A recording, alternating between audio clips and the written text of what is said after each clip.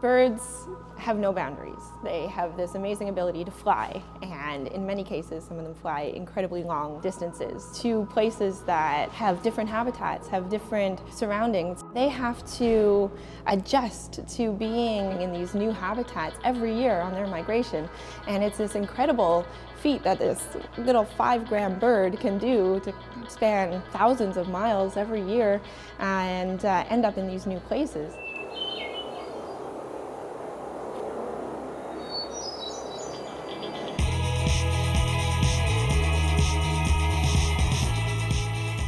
To see how birdie it gets right here? This is good. It's not like this, our birds, your bird, is our, you know, is everybody. Birds perform really important ecosystem services. You can see a direct line between conservation and local businesses thriving. It's about birds, but it's about people who love birds. Spectacled owls seem to be pretty adventurous in how far they go from the nest. They're too cute for this world. They're pretty cute.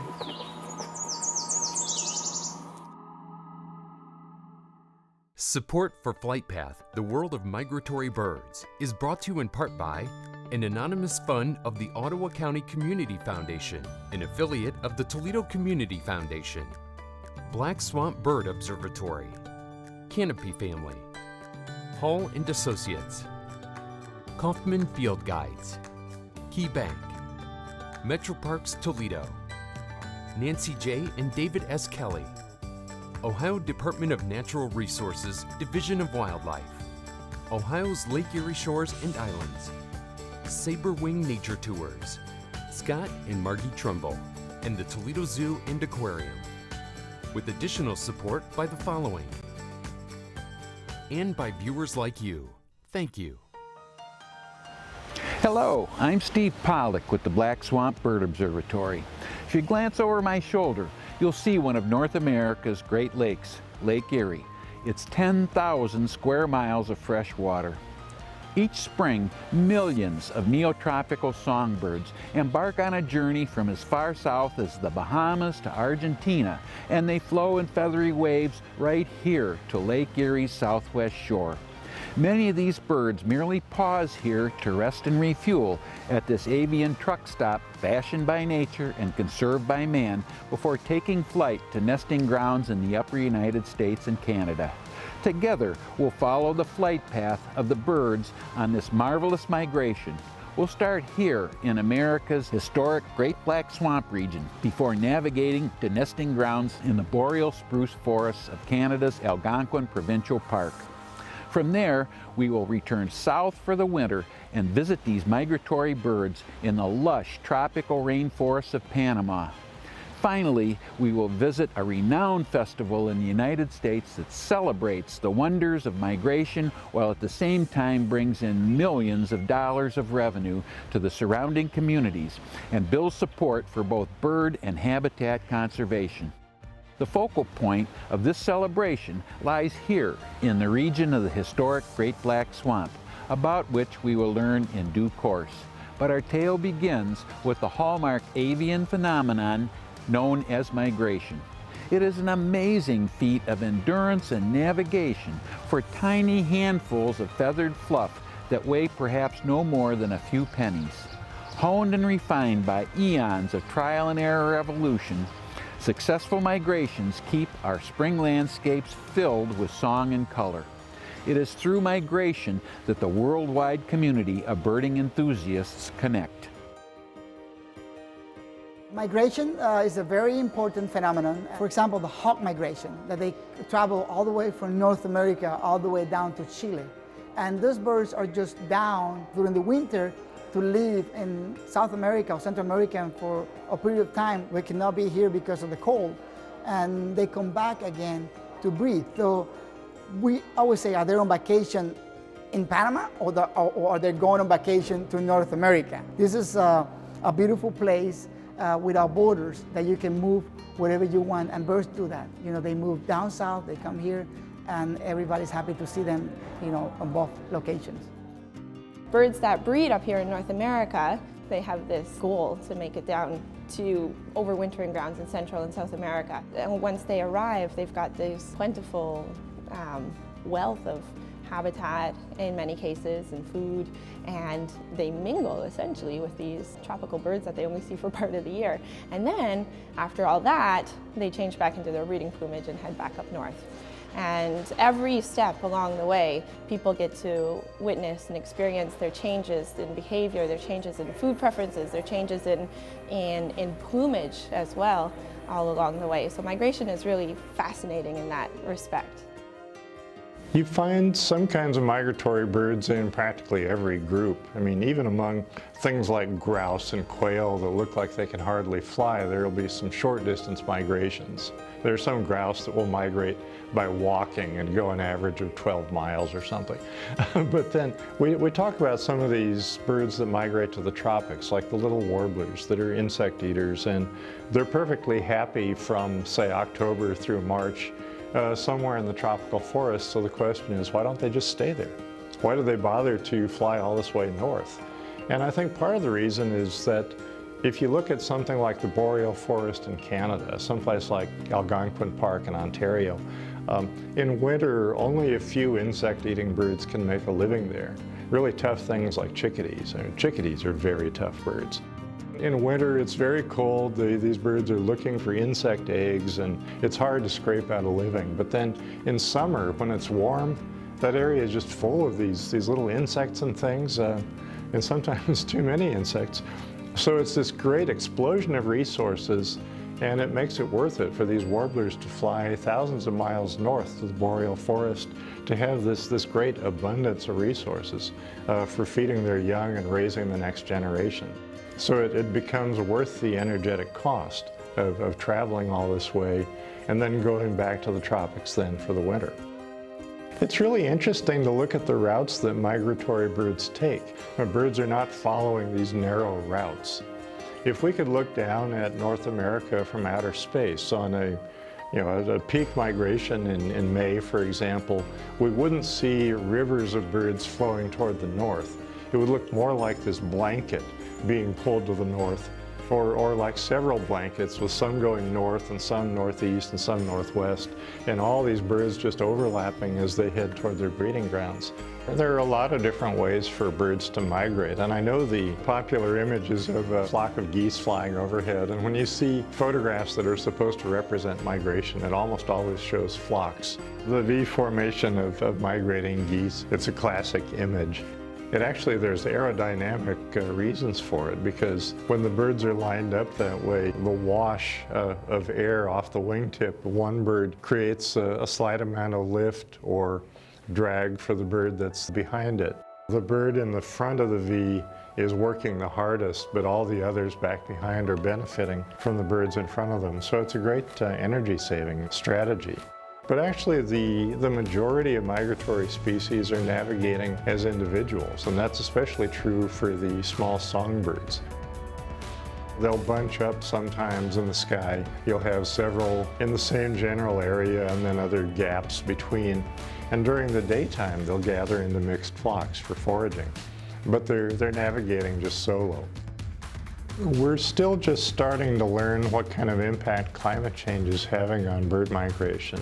We know that some birds are not migrating as far south as they used to. Bird migration is something that they have to be flexible. I mean, the world, things change over time. There are ice ages and things like that. They have to be adaptable, and an individual bird may not be able to change, but populations can. If the individuals that migrate earlier have some benefit, for example, if the early migrants get to the breeding grounds and get the best territories, then those genes are going to be passed along to the next generation. And so over time, you'll have the timing of migration shifting earlier. The impact of bird migration on human life is really major if you happen to be a human who's a bird watcher. I struggle to get my work done during spring migration. It's so hard to sit at a desk when there are all these wonderful things going through and just thinking, what's going to be arriving today? And there's a great loss of productivity among birders during the peak of spring and fall migration. So we've learned a bit about bird migration, but birds aren't the only species to travel and search for untapped resources and a better life. People do too. This region once was covered in very dense swamp and forest and was known as the Great Black Swamp. But as you can see, not much of it remains.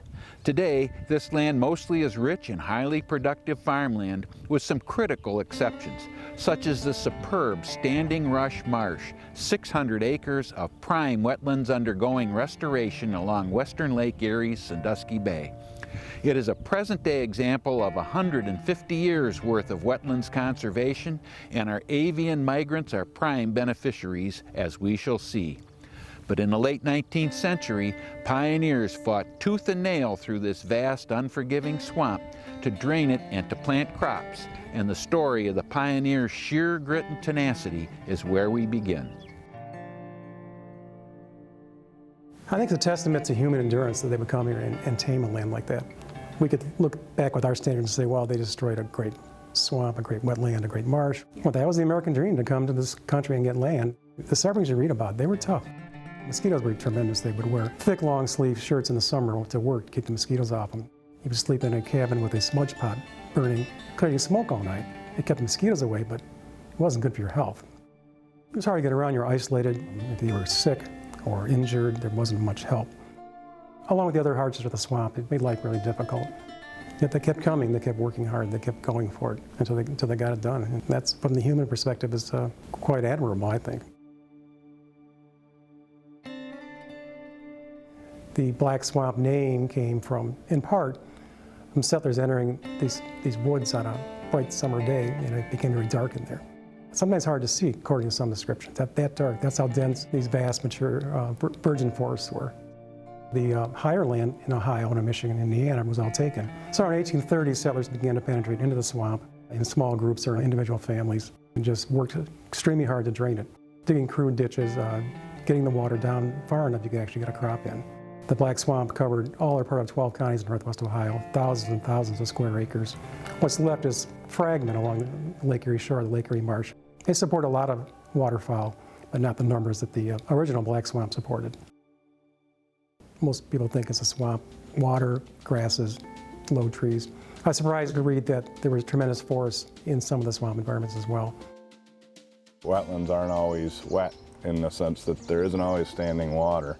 And some of them are wet seasonally, some of them are wet when it rains and then dry when it doesn't, but all serve different purposes. And one of the neat things about this environment is that you can see such a quick response. A forested community where you go from a seedling to a mature tree, you're talking generations to see that evolution. This is an example of a setting that can change in a matter of months.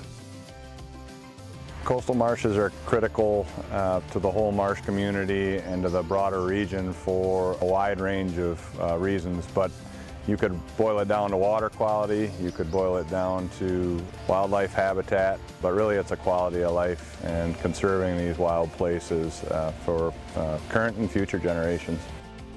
We've got 600 acres here, and we're surrounded by about twice that much ag land, and the ag runoff ultimately goes to the bay. It's our hope ultimately that the nutrient-rich runoff goes into the marsh rather than going directly into the bay, which is often how it is now. And we've just got a huge natural filter sitting there waiting to do its job. When that dike project first got started, there were 4 or 5 feet of water here and very little life. It was pretty much just chocolate milk. We took the opportunity to fly in a seed called Japanese millet. The whole concept behind the millet planting is that it creates an almost instant growth. It'll germinate literally in a matter of days and then reestablish what was just mud with something desirable, and then it produces a really, really dense seed head that becomes an attractant to a whole variety of birds.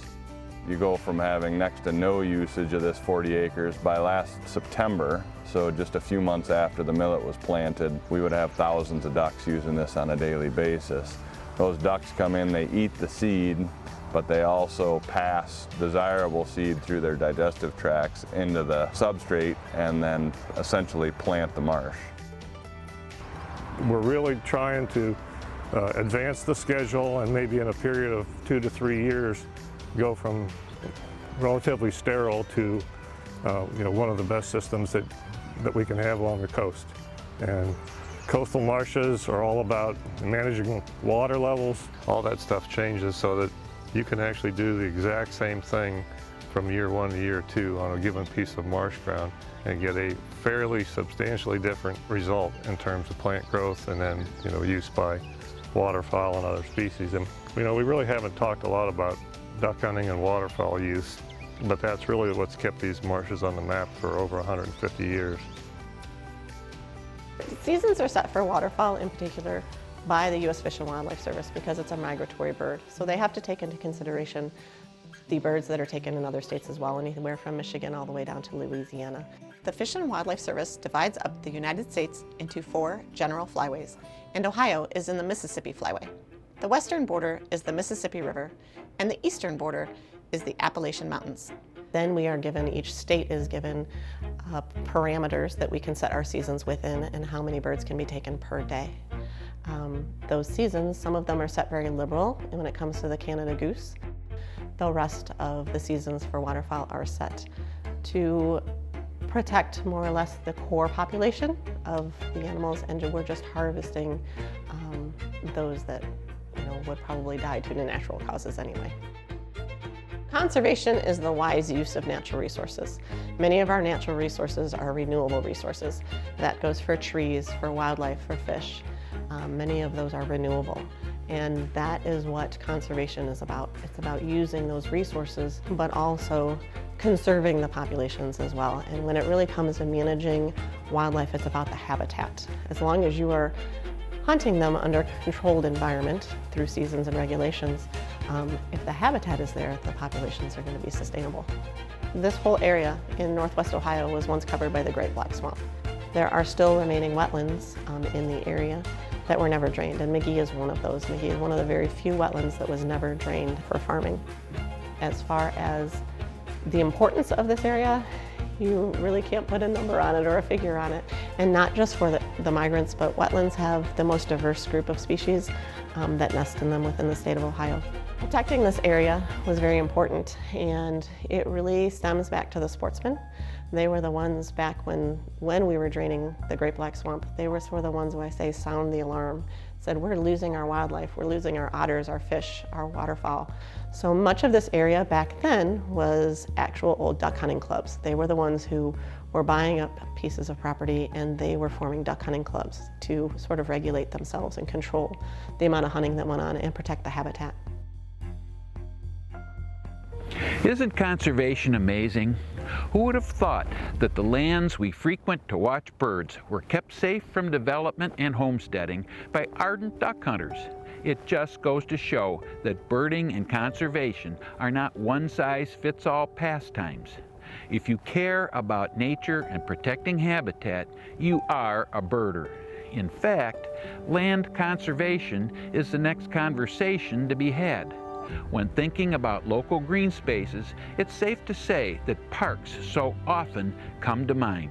Parks, put simply, are where most people meet nature. They usually and mostly are managed in a largely natural state, but with enough amenities to satisfy the public at large. Metro parks are nature right here in our backyard. We preserve 12,000 acres of our region's natural history, and that includes about half of that acreage in the oak openings region, which is a rare and special place here in northwest Ohio, and others near the Lake Erie shore, what we call the coastal zone of Lake Erie. We own 12,000 acres, birds use it. If you wanted to start learning to bird, probably a friend's going to bring you to one of the metro parks, or you're going to come to one of our programs and get that first taste of birding. We offer a great many programs for the beginning birder. We warn you though, it can be addicting. You know, in many cases, children have seen elephants and giraffes in very exotic things because we have a great zoo and people go and see that. There are a lot of children, though, who have not seen a fox or a possum or held a frog, and that's where we come in, that we can show people the nature right here in their backyard and what we have, what we stand to lose if we don't take care of it. You know, we know that children and adults are spending less and less time outdoors. For the first time in human history, our population is now urban and suburban instead of rural. So people are starting to have less and less opportunities to get out into the natural world. We feel it is really important to educate them and give them opportunities to get outdoors and experience so that they will value and support it in the future. A good amount of banding the Division of Wildlife does is project or program related. The U.S. Fish and Wildlife Service requires us to band a certain number of waterfowl. As we look at the information, and that helps us determine survival rates, reproductive rates, also where those species move to during the year, and that helps us know what type of habitat protection they need, not just in Ohio, but also across their range. Like a few years ago, we put radio transmitters on osprey that went all the way down to South America. So it was really interesting and educational for people to see how that bird traveled from Ohio all the way down to South America, and it helps educate them that what we do in Ohio is important, but we also need to conserve areas through southern United States, Central America, and South America if we want to have these species. So education is a big part of it all. So you asked if this bird is migrating or breeding here, and I don't really know. It's not in any obvious breeding condition, so this bird might have a territory that it has held for years in a particular habitat patch, and maybe it went back to that patch this spring and that patch was gone, you know, developed over the winter or something, and then he's lost his breeding grounds. He starts to move around the landscape looking for another territory to occupy and maybe just doesn't find one. So I have a gray catbird. These band numbers have a number that's very similar to a Social Security number. It's a uniquely numbered band. So no two individuals or two birds will wear the same band number. So I open the band using these pliers, and then we have holes drilled out on these pliers that perfectly match the band size that will help me close this band around the bird's legs safely. The band will spin around and move up and down freely. One of the indications of, in my opinion, the safety of bird banding is that we use bird banding on our most vulnerable bird populations. We routinely band threatened and endangered species so that we can monitor their populations, figure out, you know, if they're increasing, decreasing, how they're doing. And if we weren't comfortable using bird banding, if we felt that it was going to compromise those birds' safety in any way, we wouldn't be utilizing those techniques on them. The great thing about studying birds is that they're abundant, they're relatively easy to study, so we can use birds as kind of an indicator of the health of our habitats. A project like this, which is designed to be a long-term monitoring project of the breeding productivity of this site, in 10 or 20 years, we'll have a pretty good idea of what the habitat is doing, how the habitat's changing. If there's disturbance to this patch or anywhere around it, we'll be able to figure that out based on what we're seeing in our data. If this bird nests out here, next spring, it'll return to the exact same patch of habitat in order to attempt to breed again. And that's called site fidelity. And we know that because of banding studies. So we put bands on birds, and then we catch them year after year in the same areas, in the same nets. We see them breeding in the exact same patches year after year. And that's something that we would really only learn through banding. We can't really say, is that Al the common yellowthroat, or is that Bill the common yellowthroat? But we know this is number 97. So if we get number 97 back, that's him. There he goes. Maybe we'll see him next year. I don't know about you, but I have my passport ready to go. Our next destination is the same as that of the common yellowthroat we just saw. He is headed to his nesting grounds in Canada's boreal forest, and he needs no passport. Our destination will be Algonquin Provincial Park in southeastern Ontario. Established in 1893, it is the oldest provincial park in Canada, and like most parks and preserves, it is known for conservation of natural habitat for native animals and plants. Algonquin acknowledges the natural heritage of the land, much of which elsewhere has been converted by such developments as logging and homesteading. It is a sample of the boreal forest sprawling across much of Canada, the whole of it being the nesting home of tens of millions of migrant songbirds, some millions of which alone funnel through southwestern Lake Erie wetlands. One of the big reasons for protecting Algonquin Park way back in 1893 was to protect it from homesteaders clearing the land wholesale and damaging the watersheds. And it was also set aside as a timber reserve for forestry activities. Nearly 1 million visitors a year come to Algonquin Park from all over the world, many from mostly from Canada and some from the United States, many from Europe and Asia. And they come here for a variety of reasons. Sometimes it's just to spend a couple hours on a trail, check out fall colors, for example. Some people come for weeks at a time to camp at our campgrounds or go interior camping either on a canoe trip or a hiking trip. So it's a pretty amazing place where people can actually connect with nature and really get to have a privileged look at the wilderness. Even to this day, we don't have any homesteaders. Our watersheds are protected. We've protected it largely from invasive species because there's very few roads, so it's harder for people to introduce non-native things like non-native fish and plants. Also, it is pretty much one of the only huge tracts of forest left in central Ontario, so it's representative of what this landscape would have hopefully looked like many, many years ago, and hopefully it'll return to that sort of former glory over time. Algonquin Park is an amazing place for birders. They come from all over the place to see birds here. Even though it's not a migrant trap, it is a great place to see a lot of breeding birds on territory. So you can hear them singing, you can see them building nests and rearing young. And many people come to Algonquin Park for our boreal specialties like boreal chickadee, blackback woodpecker, spruce grouse, and gray jay that are pretty much some of the most accessible of their species anywhere in North America. We're pretty close to a lot of major urban centers, so you don't have to go all the way up to the Great Boreal Forest to get them, but we're only a few hours from New York, Ohio, or Toronto, for example, so they're fairly easy to see here. In terms of birds that are here over the winter time, we get a lot of finches here over the winter. Once the snow starts to melt, though, that's closely tracked by a great suite of migratory birds like warblers, vireos, ducks, raptors, flycatchers, and thrushes. What we do here in sort of the education that we do, it's called interpretation. And you can tell everybody everything all at once, but they're not going to retain all of that. What we feel really privileged about is to get to tell people a small piece of it, a story, and open their eyes to like this one part, and hopefully inspires them to learn more about it and to cherish and treasure these places because of that.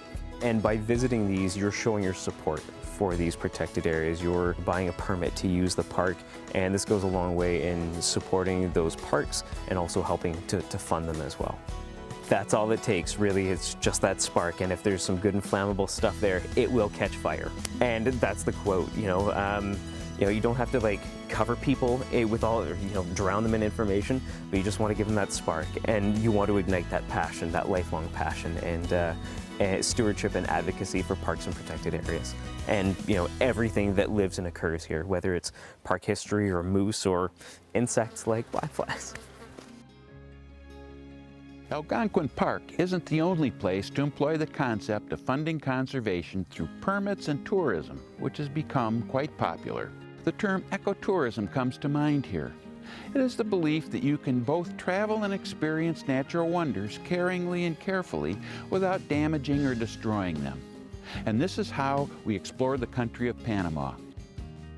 We will tag along on an eco-tour adventure, a week exploring Panama's Soberanía National Park and Darien Province.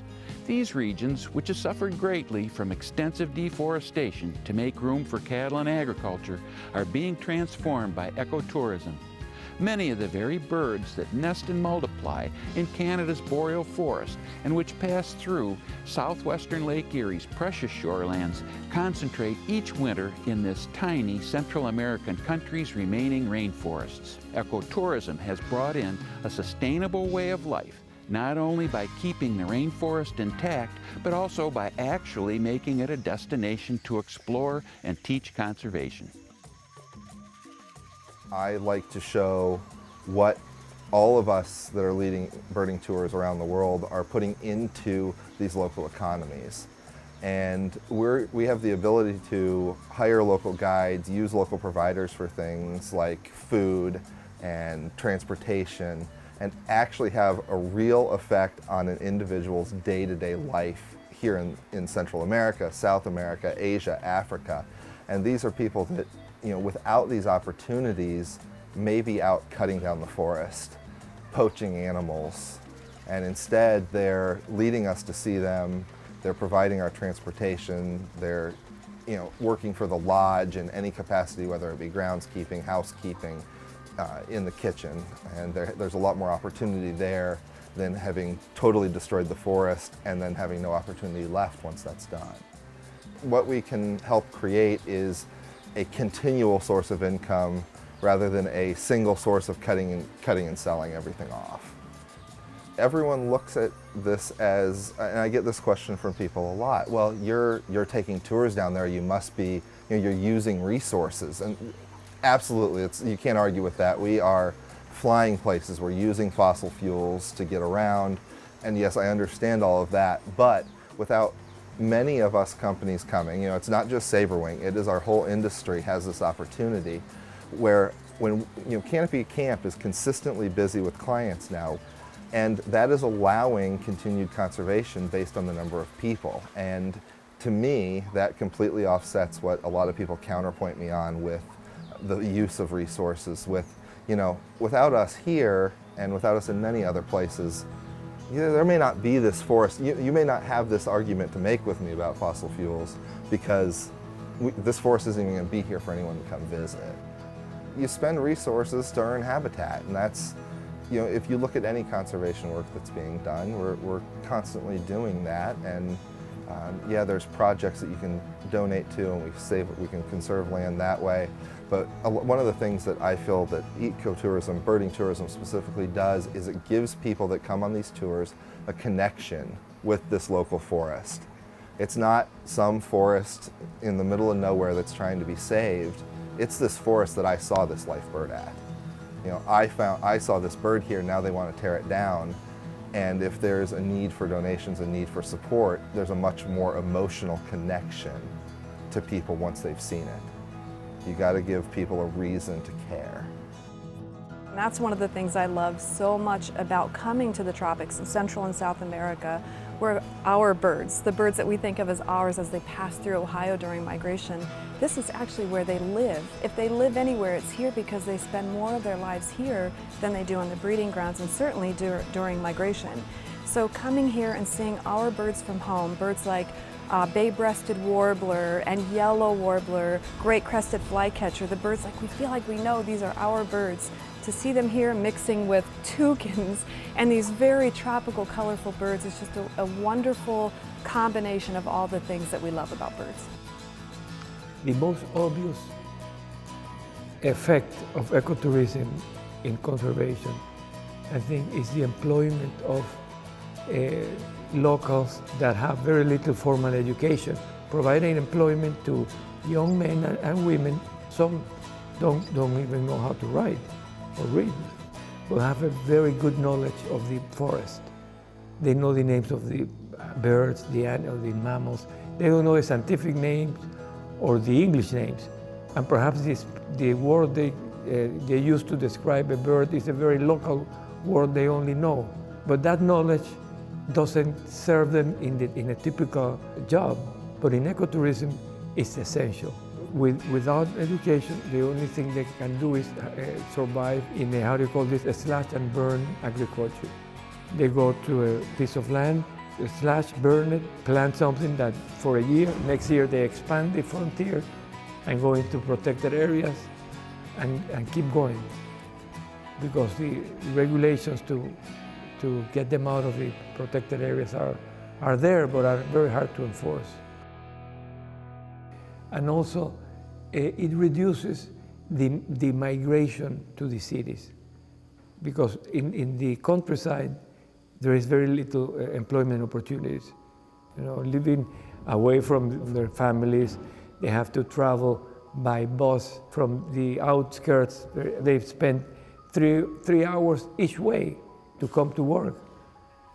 So, you know, what type of life is that? And on the other hand, if they stay in El Valle or in Darien, they walk to their job. They can even go home for lunch and spend the time with their family. It has a lot of positive effects. By adding value to biodiversity, then it adds value to the forest, value to biodiversity, and then it makes more sense to conserve it. And then it makes sense for the policymakers in the government. They say, hey, it's a good idea to protect this area because look at these people, they are providing employment to locals, and the only thing they do is go and walk through the forest. I mean, and then say it's better to keep it because it's providing employment. So it has multiple benefits. And that's what ecotourism does. It finds new ways to practice conservation that go above and beyond energy, waste, and water management. In fact, in the case of the lodging we just saw, conservation practices even were part of the construction.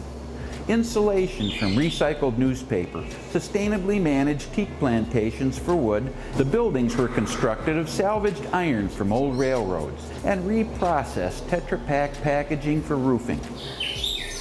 Technological advances are helping both to make this process easier and changing the way ecotours themselves are run. Consider that people all over the world are using cell phones and apps to help locate and log the birds they have seen. This advance in turn has led to more individuals actively birding. E-bird anyone? Bird is a verb. We've changed it. It's a noun, it's a verb, we can use it however we want. There are so many ways to enjoy birding, and so many people try to stick these labels on it. And if you're not going out trying to create a list, you're not birding. If you're not doing this, you're not birding. The reality is all of the people are birding. They're just doing it in the way that they most enjoy it. eBird and social media it's been 10 to 15 years that both of them have kind of been getting started. And it's been really interesting to watch the change, and the access to information is really what has started to change. Younger generation is that I want the information now. We're not really willing to wait. We want to know right now. It used to, in farther back days of birding, the idea of a rare bird alert was that there was a phone number that you called into, and once a week it would be updated with what rare birds had been seen. Can you imagine right now waiting a week to find out anything? We don't wait that long anymore. Everything's posted on social media, news sites are updated immediately.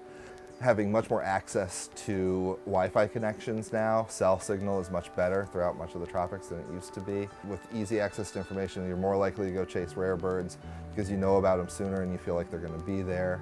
You're more likely to go try a new park because someone else has been there and you know what might be around.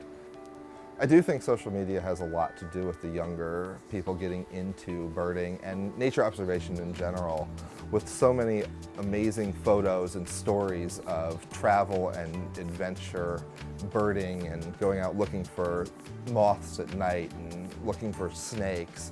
I think it's appealing to people with a sense of adventure. So social media and eBird really started to change how this worked. And the ability to immediately go online, no matter where you're going in the world, and look up what birds have been seen here. And limit it to, well, I'm actually going to be going next September, so what birds have been seen in this location in September?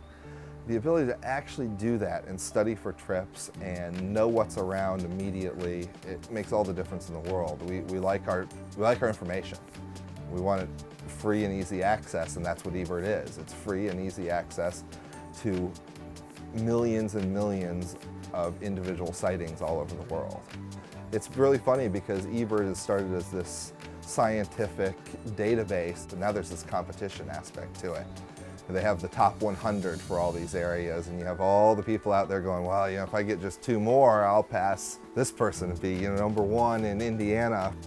I need just 3 more birds to pass someone for my Panama life list. And so that attracts a younger crowd, that competitive spirit, and it gets people really kind of going, want to get out birding, and people are pretty interested in it. People all over, US, Canada, UK, there's a huge amount of people birding all throughout Europe. Birding can be anything that someone wants it to be. And that's true.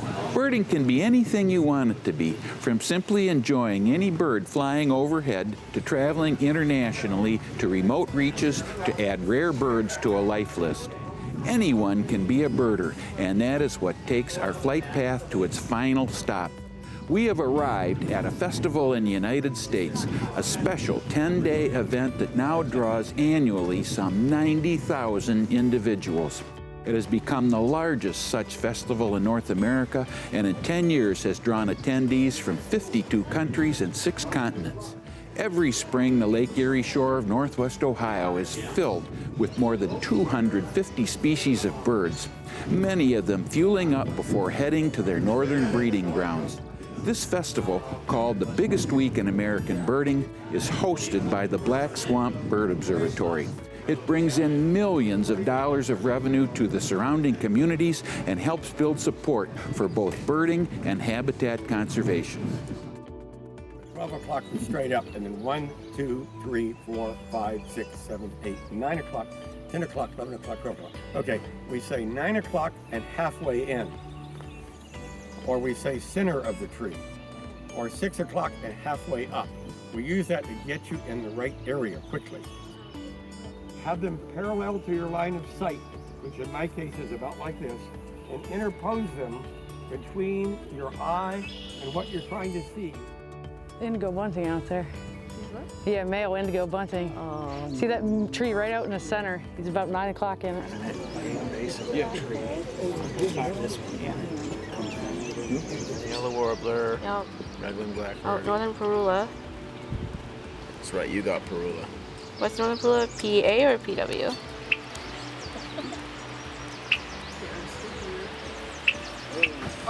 If they were rare, people would be going, ooh, wow. I love them.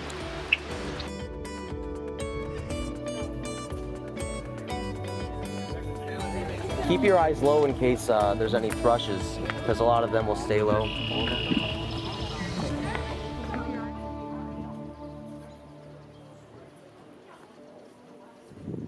What is the biggest week in American birding? Well, on paper, the biggest week is a 10-day birding festival held in early May each year, timed to coincide with the massive migration of songbirds through Northwest Ohio. The reason there are so many birds here is that they see this big body of water, Lake Erie, and they think, wow, we want to rest and refuel before we cross this open body of water. So they're coming down to these last remaining patches of habitat on the lakeshore in Northwest Ohio, feeding up on insects, and then crossing the lake in a few days. And while they're here and they're so intent on feeding, they're accessible and confiding, and people can get very close to these little migratory birds. There are hundreds of different kinds of birds that are documented on the lakeshore during spring migration, but by far and away, the little warblers are the stars of the show. And in fact, we've dubbed Northwest Ohio the warbler capital of the world. These little warblers are a family of birds. They're small songbirds, very colorful. They sing interesting little songs. You can see about 37 species of warblers if you work really hard and you get a little bit of luck. So once warblers get to their breeding grounds, they're dispersed out over a wide area. On the wintering grounds in Central and South America, again, they're treetop birds, they're dispersed through a wide area, but here they're concentrated, they're down low, you can see them really well. Through our work, Black Swamp Bird Observatory has extended the typical tourism season by about 6 weeks. It's a $40 million economic impact at a time that the tourism industry considered the shoulder season or an off season for tourism. So lots of small businesses are now opening up 6 weeks sooner, putting people back to work, hiring more people, and really extending that busy season along the lakeshore. The audience at Biggest Week is very diverse in terms of age, race, ethnicity, background. We will have groups of Amish standing with groups of Chinese folks out on the boardwalk at McGee Marsh Wildlife Area. And that didn't happen by accident. We have made it a point. It's an initiative built into the Biggest Week in American birding to throw the doors to the birding hobby as wide open as we can and welcome everyone. We were the first birding festival in the country to have a bird tattoo contest.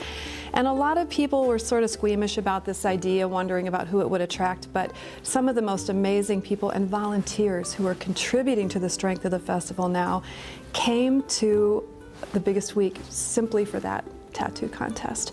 So we don't want to define birding with this narrow definition. We want everyone to know they can be a birder. In fact, in terms of age, lots of young people are out birding during the Biggest Week in American birding, again, because we've tried to make it accessible to kids of all ages, but we have families. We've had initiatives to get people of color out birding, and we're working with a national team of African American birders who have hosted conferences. They're part of our team at Biggest Week. You will see people from all over the globe, men, women, children, and we don't define it by gender either, because we want everyone to feel welcome, like they have a place, not just in Northwest Ohio, not just at Biggest Week, but in the global birding community. If you just go around thinking that, you know, birds are birds, they're all the same, and you know, all these trees are here, they might as well, once you've seen them all. It's harder to be more interested in preserving natural landscapes if you don't know, you know, what you're preserving, if you don't have a personal connection to the natural ecosystems that you're in. Once you know how to identify certain things, you see that the way you did that applies to everything else. So the leaves on that tree are different than the leaves on that tree. The markings on that turtle are different than the markings on this turtle. Like, these snakes are different sizes and they have different patterns. You just start to get really a more appreciative sense of how diverse and how just so interesting the natural world is, because that, I think, personal experiences are the most important part of, there's a rose-breasted grosbeak, sorry. Yeah, male rose-breasted grosbeak. I think the main idea is that the field progresses. Like, you have young people who are, or a new generation of people who are taking the knowledge and then building upon it. And that's how, you know, we learn more. That's how we get more people interested. It's just that building up that momentum for birding, for ornithology, for anything. I mean, it's just so important. You know, I remember Kenn Kaufman telling me the story of when hunting and fishing had kind of failed for a few seasons to bring in the money that people thought, or that it usually brought in. And then the Biggest Week comes along and all these birders roll in and they're spending millions of dollars. And then you go around, I mean, you come through Toledo and there's signs up. You know, there's signs with big warblers on them, and you go out into the surrounding communities and there are little mom and pop stores that say welcome birders. Come on. You know, and here you've got people economically benefiting from these birds. So then guess what they do? They're gonna care about birds and they're gonna care about habitat because they've got stake in it. And to me, the most intense kind of care that you can have for another individual or for something, a place or whatever, is love. And so conservation means love. And that means that I'm thinking about the people beyond me. I'm thinking about the next person, and I'm trying to save some for later. And it's not a one-way thing. It's not me telling people what I think about birds and to have them think what I think, but it's also me listening to what they think and what they feel about birds, because the world is changing. Demographics are changing, our nation is changing. And so people may think differently about birds, they may think differently about land and conservation. I need to understand that so that somehow maybe we're able to come together in some sense of, again, loving, thinking about the future and caring, so that there's more for later. I love birds because they fly. I love birds because they are symbols of freedom. I love birds because they're beautiful. I love birds because they mean life. You know, and so in all of those things, birds embody what's best in the human spirit. And so freedom and choice and beauty, I don't think you can get any better than that. And so for me, it's, they wrap all of that in feathered form. And so we have come full circle with these globe-trotting songbirds, and we land here once more in the marvelous marshlands of southwestern Lake Erie, a place so beloved by birds and birders without borders. We have seen how migrating birds collect here to rest and refuel after Herculean flights from the tropics before taking on a challenging crossing of the big water that is Lake Erie. We have seen how the ebb and flow of this big water, together with the last of the coastal marshlands, which duck hunters initially saved as remnants of the Great Black Swamp, together form a unique natural wonder. But it is a vulnerable wonder that cannot stand alone. It must be managed and conserved carefully if it is to be sustained for the birds and for us. Many more special migratory places dot North America's varied landscapes, from the Atlantic coastal swamps and wetlands and New Jersey pine barrens to Pennsylvania's Hawk Mountain, and then on to the prairie potholes of the Great Plains of the upper United States and southern Canada, and then on to the vast southwest deserts and the great forested flying corridors of the Rocky Mountains and the rugged Sierra Nevadas of the Pacific coast. Our birds have found ways to migrate and to survive across time and through trial and error. We have seen how we now must help them to thrive even as we watch, study, and enjoy them. 2, we have seen how these migration stopping places are transitional territories or waypoints. The northern boreal forests of Canada and Alaska, up to the treeless tundra lands of the high Arctic, are the summer nesting homes to myriad feathered species. We have visited one such example in Ontario at Algonquin Park. But then our birds, everyone's birds, come back to us here in straggling strings throughout the autumn, this in contrast to the spring's massed waves, just to say hello again and to seek a brief respite. Then off they go, bound for wintering grounds in the lush, productive rainforests of Central and South America and of the Caribbean islands. At their tropical winter homes, these winged pilgrims mix with dazzling arrays of stay-at-home avian friends, some of which we have seen and enjoyed, who perhaps are ready to hear about their seasonal vagabond adventures in bird talk, of course. It is all part and parcel of the story of bird migration, and we are a critical part of it. We must never forget our role as stewards, yet at the same time we must remember to enjoy, study, and love this great circle of avian life, such as Flight Path, the world of migratory birds.